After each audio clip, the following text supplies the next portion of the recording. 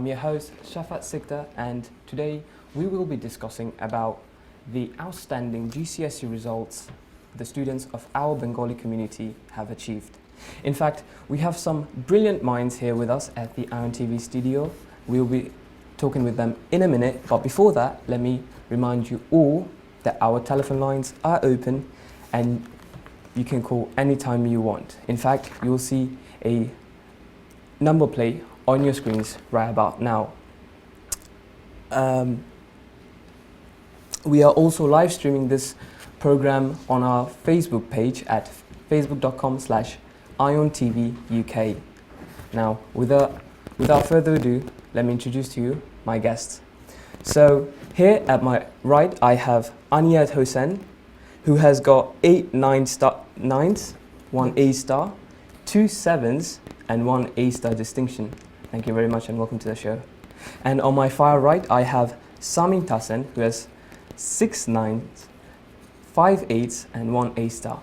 First of all, guys, thank you for coming and congratulations. That's some very impressive results you've got. So, are you proud of them, Aniyat? Yes, obviously, because I've been working very hard for these grades, and after looking at my grades, I'm very pleased with them, as all the hard work has paid off. Okay, how about you? Well, I worked 5 years for these results, so of course I have to be happy. 5 years, well, once again, guys, congratulations. That's, I mean, with the new GCSE reforms that have been, that happened, they have made the exams much more harder. I mean, everything, there's less coursework, more exams, they're simply much more harder. I mean, to get such good results, it's really outstanding. And for the viewers who are still a bit confused as to why we're talking about numbers and not A star or stuff like that, well, in 2017 there is a new grading system. Instead of A star to G, we now have a 9 to 1 grading system. In fact, we have a demonstration for you guys.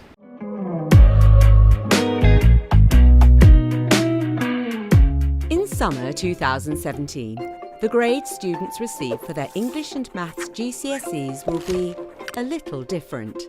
And by 2019, all subjects will have adopted a new way of grading. A star to G have served us well, but qualification changes have arrived, and with it, a new way of measuring performance at GCSE level. A numerical scale will replace the alphabetical one. It will run from 9 down to 1, where 9 is the highest achievable grade. Qualifications will be more challenging, whilst extra grades will provide more differentiation across the mark range. In the outgoing system, the most commonly achieved results are A star to C, and there will now be 2 extra grades covering this vital area, allowing a more accurate assessment of an individual's ability. Statistical data will be used to ensure that a similar proportion of students attain a pass at grade 4, the old grade C. A grade 4 will be known as a standard pass, and a grade 5 a strong pass. The bottom of grade 7 will be aligned to the bottom of the current grade A. So with 2 additional grades above this, we can further differentiate between the very top students.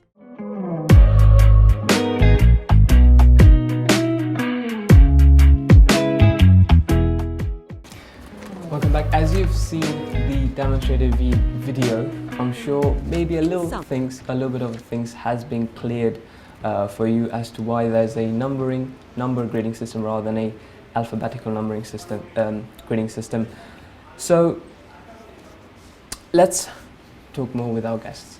So I'll start with you, Samin, this time. So what was the first thing that was going on in your head when you got those results? You know, when you opened that letter up and seeing that you've got such good results, what was the first thing going on? Well, immediately I was just happy.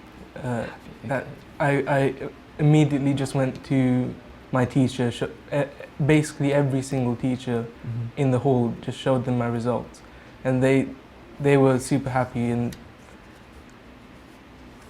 they were super happy, right? How I mean, did you call your parents? What did they think? My parents didn't even know. They didn't. Okay. Before I went down to my parents, it was almost like I completely forgot about them. I mean, you're so overjoyed with, Yeah. like, you've got such good results. I understand. Yeah, that's well done. How about you, Anna? It was very similar. I went to all of my friends. I showed them my grades because throughout the whole year, like, we were struggling together. And after looking at my friends' grades and my grades, we were all happy together because we all achieved what we initially wanted to achieve. And I immediately called my parents to tell them because my parents were also expecting me to do very well, and they had like very high expectations of me. Mm-hmm. So you instantly, for example, you've instantly called your parents and you're overjoyed probably. It's like you've went to Mount Everest and then came back alive, right? Yeah. Definitely, yeah. And so you are now studying in sixth form Sixth or form. college, sixth form, right? Yeah. And you're studying in which subject? Biology, chemistry, computer science, and maths. Computer science as well? Yeah. Okay, and maths. So mostly, and you're trying to, I think backstage I've talked to you, you're trying to become an aspiring doctor, Yeah. I think. And what did motivate you to say like, yes, I want to become a doctor, I want to save lives? So during my GCSEs, I especially enjoyed the sciences, biology and chemistry. Mm-hmm. And at that moment, I realized that medicine was my passion. Also, I want to save lives and like have like a serious impact on someone's life and change the whole world. And that just shows me that my life actually had a purpose to be fulfilled. That's amazing. Very good word. That's amazing. How about you, Sami? What are you studying in your I'm studying maths, further maths, biology and chemistry in sixth form. and I think you both are studying trying to become aspiring doctors, right? Yeah. Yeah, and is your reason the same as Aniad's? Like you want also to save lives, and it's really you're really passionate about it. I've always had the passion for STEM subjects. I've even enrolled in a science school for my secondary, so I've always had that passion for science and biology especially, which I've always found my favourite subject out of all of them. And to be able to use that passion to maybe save one more life, 10 lives, maybe even 100 lives, that's so good. I'm sure you guys will. I'm 100% sure. I'm sure your parents must be definitely extremely proud of you. And I can tell you this, the Bengali community of ours is also proud of you. And I'm sure in the near future, we'll see you both saving dozens of lives. And my next quick questions were about your guys' exams, all right? And mainly about how did you revision and how was your revision, how did you do it? So can I again start with you, Aniad? For example, how did you prepare for your GCSE exams? Like, and what's the secret behind your, in fact, success that you've achieved such good grades? So most of my work was independent, and I started off by reading the textbook even before the teachers taught us those topics, so that I get ahead of everyone else. So when I actually went to lessons, I treated them as like revision sessions, and the homework that they gave us was like practice questions because I already know the topic, and that helped me a lot. And also towards the end, just before the exams, I did group work with my friends, like testing each other about questions and working together. Okay, so you did a lot of revisions, and I liked how you said you were already thinking ahead. You were, and you started already looking into the things that they haven't taught yet, which is absolutely amazing. I think people who are watching at home should do the same to get similar results for you, like yourselves. And Samin, like he was saying, revisions, and he did a lot of revisions. He was getting ahead, Aniad was getting ahead of everyone else, and I'm sure that comes with a lot of stress, right? Yeah. And in your opinion, what do you think people can do, or students at your age, not just GCSE students, I'm talking about also, let's say, college students who are doing their exams or doing their revisions, what do you think they can do to cope with this amount of stress? I don't think any student should be working all hours of the day just for their tests. they should have their bedtime at a reasonable time. They can't go until 1 o'clock to sleep because you'll be tired the rest of the day. And you have to have breaks all the time when you're studying, 30-minute breaks, just to do whatever you want. Maybe go downstairs, out in the garden, have a breath of fresh air. It's all that. It's a balance basically between revision, your fun leisure time, and everything else in life. In fact, I was about to go to that question, like, how did you guys, both of you, like, balance your, let's say, with your social life, your studying and your leisure activities? How did you guys put all of this together? Like, did you guys have a timetable, had a mental note, talked with your parents or peers? How did you guys do it? Okay, so yeah, like you said, having a timetable is extremely crucial if you want to have like a stable lifestyle, which is like very crucial if you want to achieve high grades, because you can't just be studying. That will like fatigue you and you won't be able to concentrate the next day, or you might just give up. So it's very important to have a timetable to specify like exact times where you're gonna study, or exact times where you're gonna go out, or just like go like talk to your friends or something, and that really helps a lot to like even out the stress. Mm-hmm. Sami, so like Aniyat was saying, talk to your friends, go out, have a timetable. So do you also think, just like him, that once you're studying, if you study for too much, you get this mental block? And to only unclog this, if I may use that word, is just go outside, have a chat with your friends, have a little sport activities, let's say playing a bit of football, a bit of cricket. How do you do it, in fact? Well, I've in those breaks, in that timetable, I just did. I got away from my desk and just did what I want, and that helped me so much with that.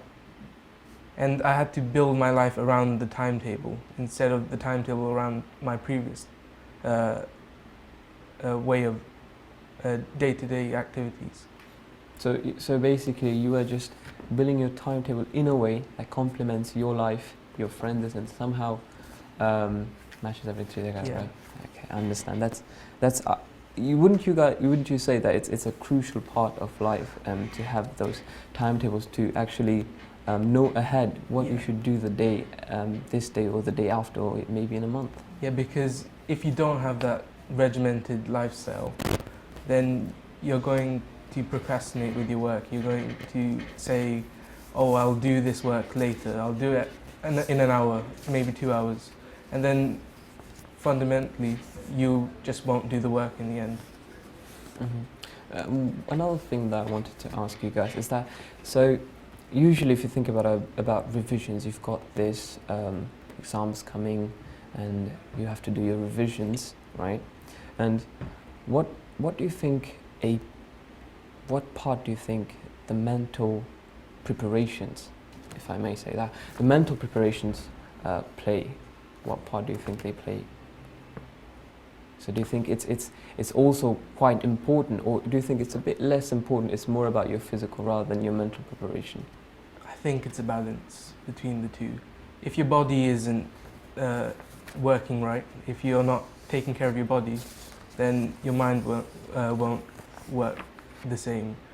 It's the same thing if if you don't take care of your mental health, then your body will also suffer. And then in the end, your work will suffer and even your lifestyle will suffer. So for example, have regular breaks, sleep at least 8 hours and things like that, right? Okay, I'm going to come back to you in a minute. Viewers, I do have to remind you that our telephone lines are open. If you want to talk with them, get some advice, maybe congratulate them, or even talk about your own results, don't feel free to call. Or if you feel more comfortable with commenting rather than calling, you can of course, we are still live streaming this program in our Facebook page at facebook.com/IONTVUK, and you can leave your comments there as well. So Aniyat, I'll go back to you very quickly.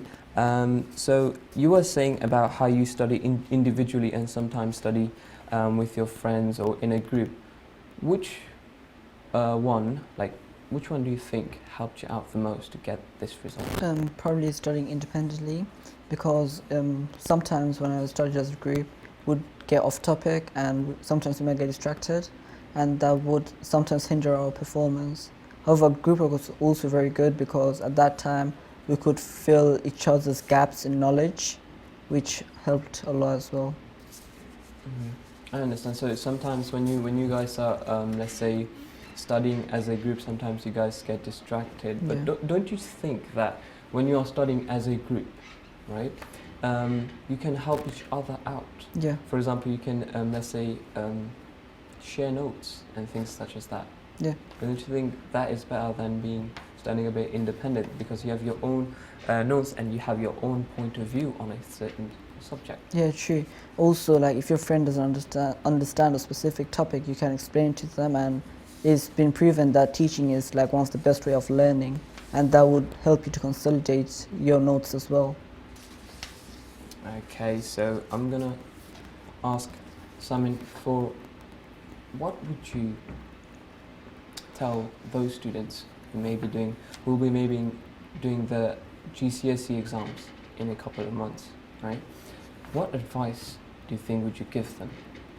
Don't panic is the main one. The GCSEs aren't the end of the world, because you have A levels after that. Those exams are the ones that will decide which university you're going to.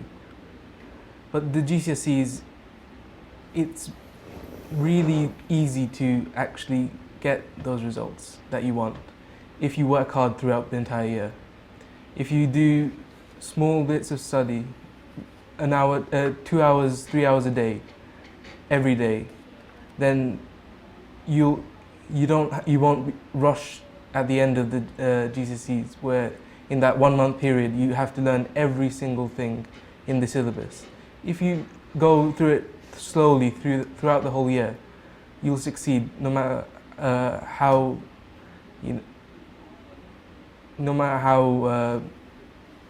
tough it becomes. Tough it becomes, of course. And I heard you saying,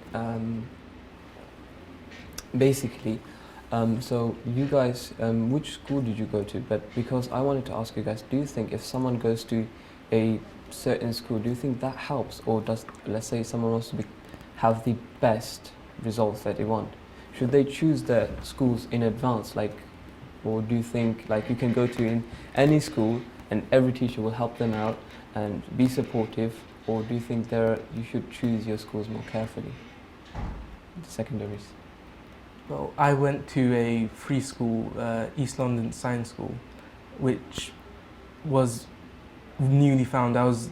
My year was only the second year to actually be in that school. So the teachers were new, the whole management was new, everything was new. So there is the school kind of has a small part to play, but it's not the end of the world if you go to your local school, or if you go to a school that has a bad reputation, let's say. It's about your hard work that counts the most. Of course. And yet, I'm going to quickly come over to you. For example, Samin was saying that if you don't, even though you've worked your hardest and you don't get the best GCSE results that you wanted to achieve, or the results that you wanted to achieve, you just don't get them, don't make that cut.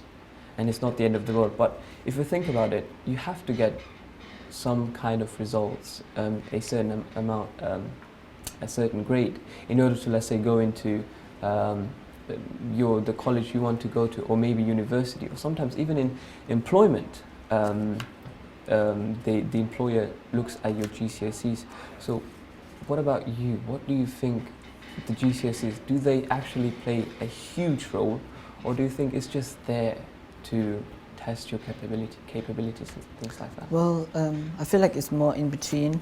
Like it's not gonna have a huge impact on your life, like not as huge as your A levels, but it does have a big impact, because when you're doing your A levels, all the content that you study at GCSE will matter, and it also is also going to determine where you go, or like what A levels you do. For example, if you don't meet the entry requirements, you can't do those A levels, and if you can't do those A levels, you can't do the job that you desire to do. So GCSEs are important. And okay, that's good then. In fact, I just heard you say like the A levels have a very big impact, right? So just like I was asking about the schools, do you think, for let's say for the viewers who are watching, how do you think that you should choose your college? For example, I think both of you are going to sixth form, right?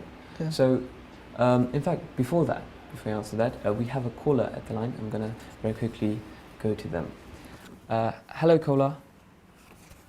Hi, it's Shafat from Birmingham.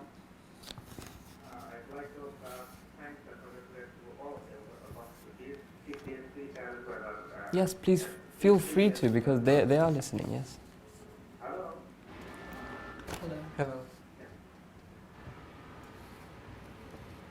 Okay, thank you very much. Okay, that was the call. They wanted to congratulate you. See, I told you, all of the Bengali community are proud of you. You should be very proud of yourselves.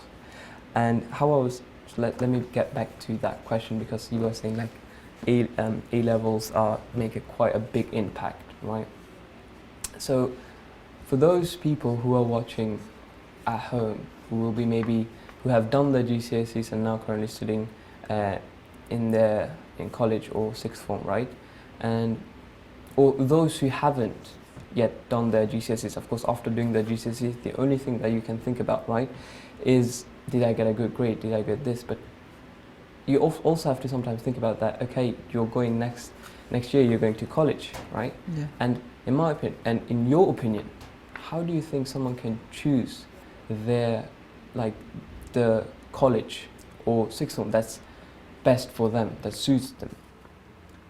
Well, it really depends on how you're performing. Like, if you're independent, you should go to like a college where the teachers will push you, but it's not strictly monitored. Like, they're not going to force you to stay in school in your free periods to do your work, because they can trust you to do your work because you're independent. However, if you feel like you're not as independent, if you need more support, then you might want to go to a sixth form where the teachers will give you a lot of support. Okay, I'm going to come back to you guys once again. We have another caller. Hello, caller, how are you doing? And who would you like to talk to? Sorry? Can you talk a bit louder, because it's a bit... and can you mute your TV so that we can hear you better? And please do call us back. Okay, the caller's gone, unfortunately, but I'm sure they will come back. And another thing that I wanted to ask both of you, right, because we are going in a break shortly, is that I'm gonna ask this to you, Samin. So, for example, in a Bengali community, you'll see that parents are quite strict, aren't they? Yeah, parents want their kids to study the subject or do the career that they want, rather than let them choose their own career path. So what do you think you would advise to those parents? What do you think you would say to them? Ultimately, it's your child who's going to be working in that. If your child doesn't like the subject that you're pushing them into, why should they do it? Because they're going to do badly in that subject. Why would you forbid them from going into, let's say, an art subject? If they really like that art subject, they're going to succeed in that art subject if they do that. If you place those restrictions, they're just going to fail. You have to be supportive of your child, no matter what. Thank you very much, Samin. In fact, once again, guys, congratulations. We're going to go to a quick break now. And viewers, yes. So viewers, we're going to go to a very quick commercial break. When we come back, we're going to have some new faces here Don't go anywhere, we'll be right back.